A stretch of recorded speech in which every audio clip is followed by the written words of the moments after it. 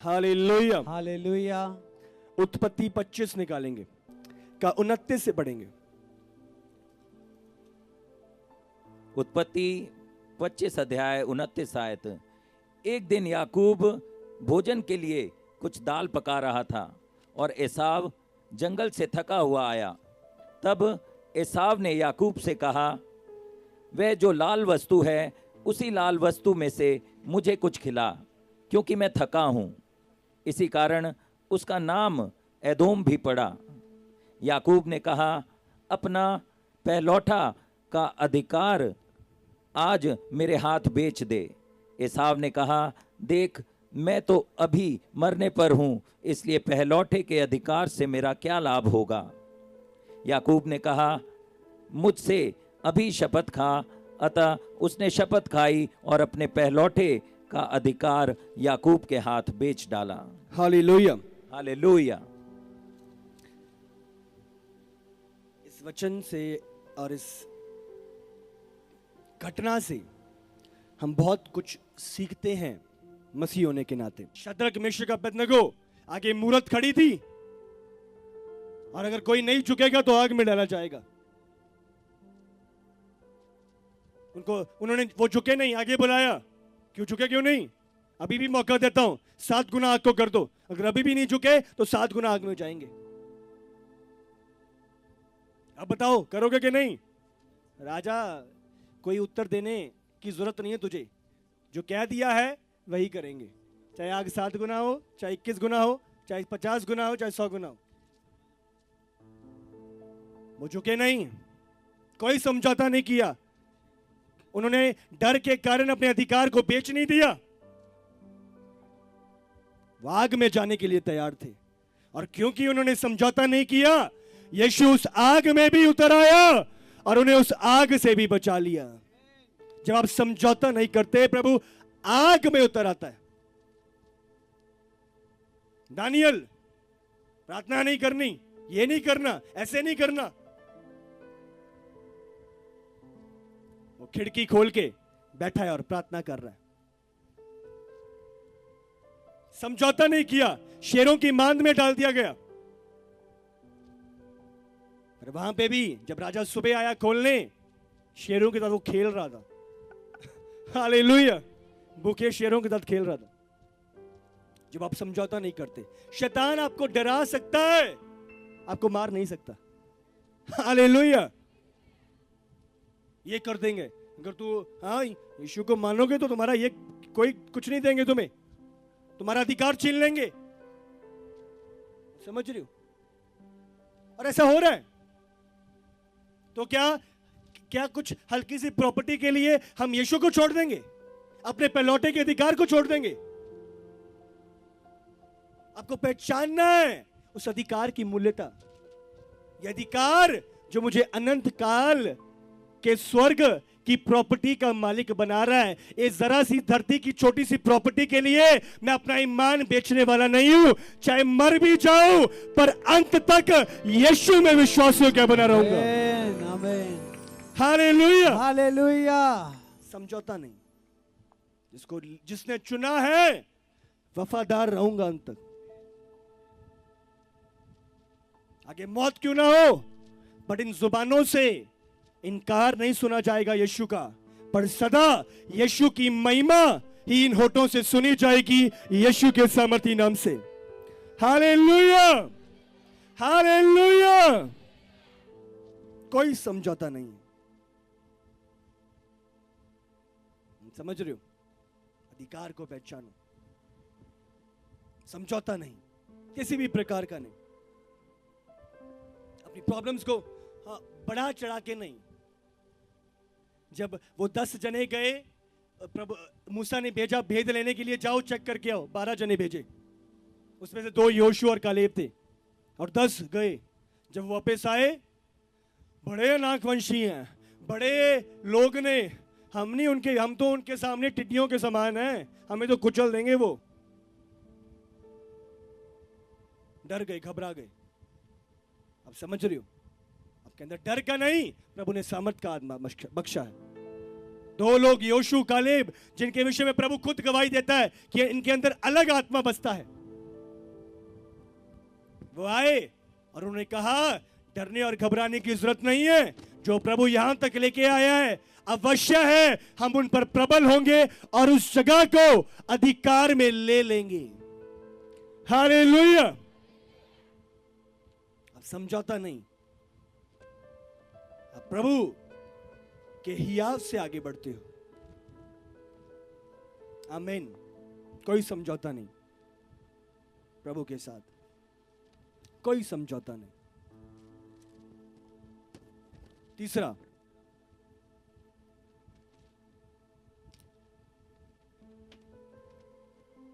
बत्तीस अगर दोबारा पढ़े। एसाव ने कहा, देख मैं तो अभी मरने पर हूँ, इसीलिए पहलौठे के अधिकार से मेरा क्या लाभ होगा? पहलौठे के अधिकार से मेरा क्या लाभ होगा? बहुत बार हम समझौता इसीलिए करते हैं क्योंकि अपने अधिकार को पहचानते नहीं हैं। हाँ, हम एक व्यक्ति मसीह को छोड़ने के लिए सोच भी कैसे सकता है? अब अपने अधिकार को नहीं पहचानते, क्या मिला है उसको नहीं समझते। जरा सा डर, हम मार देंगे, तेरी प्रॉपर्टी नहीं देंगे, हाँ तुम्हारा हक नहीं तुम्हें देंगे, और हम समझौता कर लेते हैं आसानी से। कैसे? जरा सा लालच, हाँ बच्चे को तेरा बाहर भेज देंगे, यीशु को छोड़ दे। आप समझ रहे हो? प्रभु की दासी मम्मा जब प्रभु को अपनाया उन्होंने, वो अकेले आए प्रभु में, और बहुत विरोध था परिवार का, रिश्तेदारों का, पड़ोसियों का, संगठनों का, अलग अलग, और वो अकेले खड़े थे। फैमिली ने बोला हमें चुन लो या प्रभु को चुन लो, अकेले एक ही बात, प्रभु का चुनाव चाहे दुनिया सारी छोड़ दे। और वो इतने साल, 1.5-2 साल वो अकेले रहे, पर किसी भी बात में समझौता नहीं, कोई भी प्रेशर नहीं, अकेले, पर एक ही निर्णय यीशु का। रिश्तेदारों ने बहुत सारे लालच दिए, ये बड़ा बिजनेस है, ये बड़ी फैक्ट्री है, इसका तुम्हें मालिक बना देते हैं, यीशु को छोड़ दो। कोई समझौता नहीं, भूखे रह लेंगे बट यीशु को छोड़ के बड़े बड़े पकवान नहीं खाएंगे। आप समझ रहे हो? यीशु के साथ भूखे रह लेंगे तो रहने नहीं देगा, पर फिर अगर रहना भी पड़े तो लजाएंगे नहीं। कोई समझौता नहीं। उन्होंने सब कुछ को ठुकराया, हर एक चीज जो प्रभु के विरोध में थी सबको हटाया, सबको दूर किया, और क्योंकि प्रभु का चुनाव किया, आज तक प्रभु का चुनाव करते आए हैं। आज प्रभु ने विश्व में लाखों करोड़ों की एक आशीष का कारण उन्हें ठहरा दिया। हालेलुया। जब आप प्रभु का चुनाव करते हो, आप समझौता नहीं करते। शुरुआत में डर लग सकता है, क्या होएगा क्या नहीं, बट एक की चुनाव। हालेलुया। उसने अपने पहलौठे होने के अधिकार को नहीं पहचाना। पहलौठे होने का अधिकार, मैंने 3 बातें बताई थी आपको। सबसे पहले माता पिता का फेवर उसे मिलता है, पहलौठे। जब वो पहलौठा था और माता पिता का फेवर, माता पिता की प्राथमिकता उसके जीवन में थी, तो उसे याकूब के पास जाने की क्या जरूरत थी? क्या वो सीधा अपने माता पिता के पास नहीं जा सकता था? क्या पिता उसे रोटी ना खिलाता? क्या उसे मुहैया ना कराता? पर अपने पहलौठे होने के अधिकार को पहचाना नहीं, उसे तुच्छ समझा और उसे बेच दिया। हालेलुया। पहलौठे होने का अधिकार, अगर कोई नहीं है तो अधिकारी वो है, उसे कमांड भी कर सकता था, दे लेके आ मेरे लिए। अब समझ रहे हो? पर उसने अधिकार को पहचाना नहीं, बेच दिया। कितनी बड़ी आशीष, दुगना भाग मुझे मिलना है, बट जरा सी दाल के लिए अपने दुगने भाग को बेच दिया। आज बहुत सारे मसीह लोग प्रभु में आ जाते हैं पर समझौते का जीवन है, समझौते का जीवन है। वो जानते नहीं है कि मेरा पिता मुहैया कराने वाला है। प्रभु अब्राहम ने कहा वो यहोवा यिरे है जो मुहैया कराता है। आपको लोगों के साथ, संसार के साथ समझौता करने की जरूरत नहीं है। यीशु को छोड़ दे तो जॉब पे रख लूंगा, यीशु को छोड़ दे तो मकान रेंट पे दे दूंगा, चर्च नहीं जाना तूने, तेरे बच्चे को सेटल कर दूंगा। आज लोगों के पीछे हम अपना पेलौटे होने का अधिकार बेच देते हैं। आपको अपने अधिकार को पहचानना है, उनके आगे झुकने की जरूरत नहीं है। पुकारो अपने पिता को, पिता का फेवर आपकी लाइफ में काम करेगा, आपको मुहैया कराएगा, आपके प्रयोजन करेगा, आपको बहुतायत देगा यीशु के सामर्थी नाम से। आमीन आमीन हालेलुया हालेलुया। लौटे होने का अधिकार मतलब पिता का फेवर था। उसे याकूब के साथ समझौता नहीं करने की जरूरत थी। पिता के पास जाओ, प्रार्थना में जाओ, उपवास में जाओ, उसको पुकारो, उसके कान हैं और वो सुनते हैं। हालेलुया। संसार और संसार के लोगों के साथ समझौता नहीं, कोई समझौता नहीं। हालेलुया। जरा सा लालच देते हैं, जरा सी दाल का, और हम अपना ईमान बेच देते हैं। हालेलुया। अपने अधिकार को पहचानो। वो बोलता दे मुझे, तो उसे मिलता। क्यों? वो पेलौटा था। उसे डरने और घबराने की, अपने आप को बेचने की जरूरत नहीं थी। उसके पास अधिकार था। यीशु ने आपको अधिकार दिया है, यीशु ने आपको अधिकार दिया है, यीशु ने आपको अधिकार दिया है। जो बातें तुम धरती पे बांधोगे वो स्वर्ग में बांधी जाएंगी, जो बातें धरती पर खोलोगे वो स्वर्ग में खोली जाएंगी। अपने अधिकार को, अपने पेलौटे होने के अधिकार को बेचो ना, पर अपने अधिकार को इस्तेमाल करो। जो आप बोलोगे वो होगा यीशु के सामर्थी नाम से। हालेलुया। जो आपको बोलोगे आ, तो वो आएगी। वो सूबेदार यीशु के पास आया, यीशु तू अगर इधर से बोल देगा तो काम पूरा हो जाएगा। उसने कहा मैं भी एक अधिकारी हूं, मैं भी जानता हूं। एक को बोलता हूं इधर आ तो इधर आता है, दूसरे को बोलता हूं उधर जा तो वो जाता है। प्रभु ने आपको भी अधिकार दिए हैं। आमीन। आप समझ रहे हो? पहलौटा होने का अधिकार आपके पास है।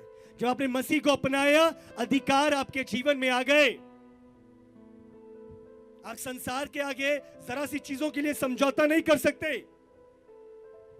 पहलौटे होने के अधिकार को बेच नहीं सकते, यीशु को छोड़ नहीं सकते। अधिकार रखो, आएगा तो वो आएगा। मैं तुम्हें सारी पृथ्वी पर अधिकार देता हूं। यीशु के अधिकार हमारे जीवन में काम करते हैं। आमीन। हालेलुया। कोई समझौता नहीं। तीसरा क्या था? दुगना भाग। हाँ, दुगना भाग पे लौटे का था। अच्छा, हम दुगने भाग के अधिकारी हैं। वचन कहता है हम मसीह के संगी वारिस हैं। हालेलुया। यीशु मसीह के संगी वारिस, इसका मतलब जॉइंट हेयर्स। इसका मतलब जो प्रभु यीशु का है वो हमारा भी है।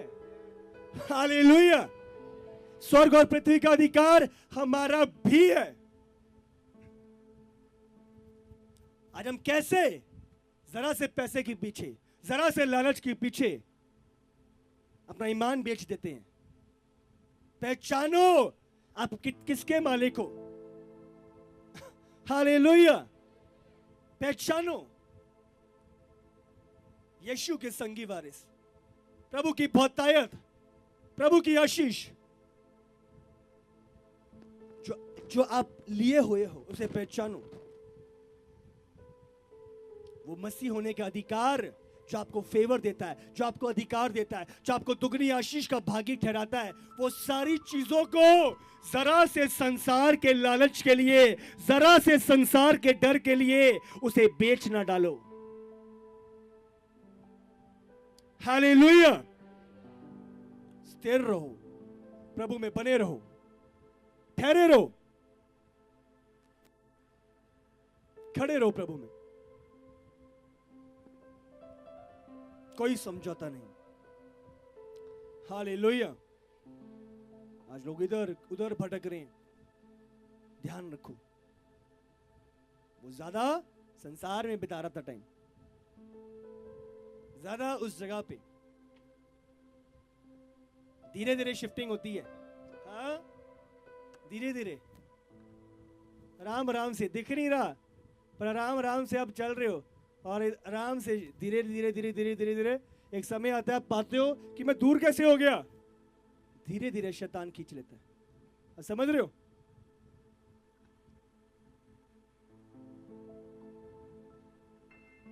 चेक रखो, पहले ही अलर्ट रखो।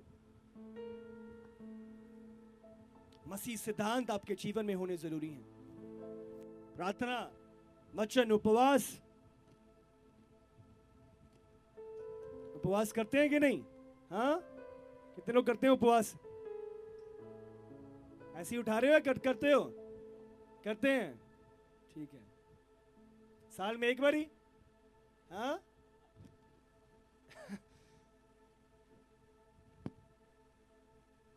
आपने कम से कम एक आदत डालो, हफ्ते में एक बारी। जो हमारी कलीसिया है वो महीने में कम से कम, मैं बोल रहा हूं कम से कम, को तो करना ही है, उसके बाद 10-15, कम से कम सारी कलीसिया 7 दिन कम से कम उपवास करती है। हालेलुया।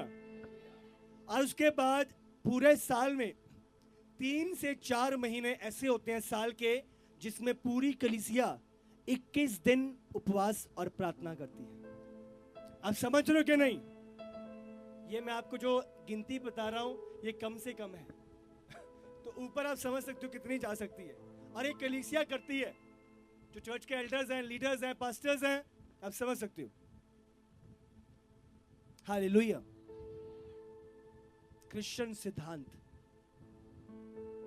जो भी है वो हमारा बोने के विषय में क्यों नहीं है, सिद्धांत पे हमारी आशीष छुपी हुई है।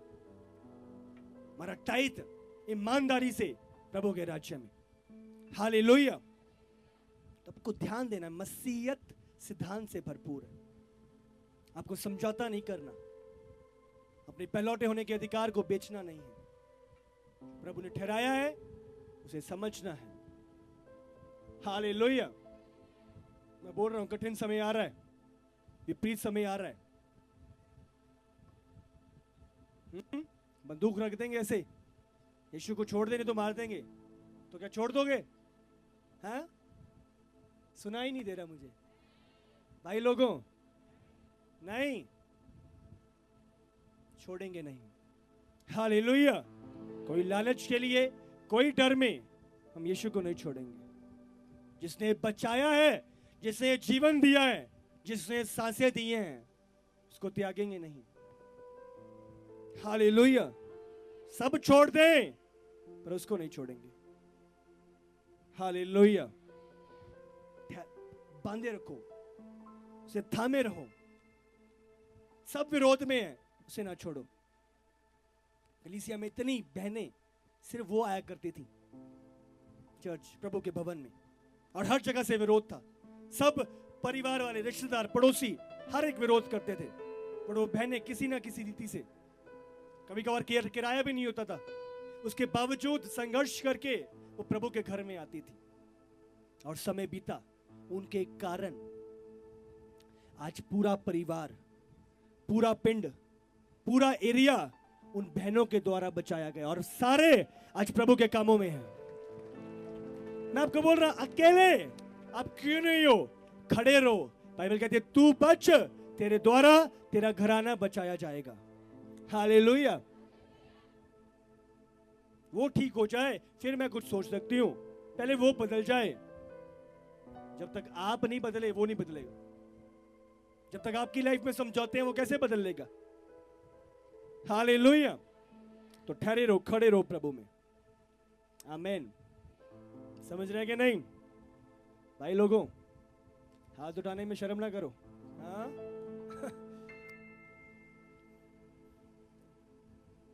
ये दिखाते हैं कि हाथ दिए हैं प्रभु ने। हाँ हालेलुया। तो ध्यान रखो, ईसाऊ की तरह अपने अधिकार को बेच नहीं देना।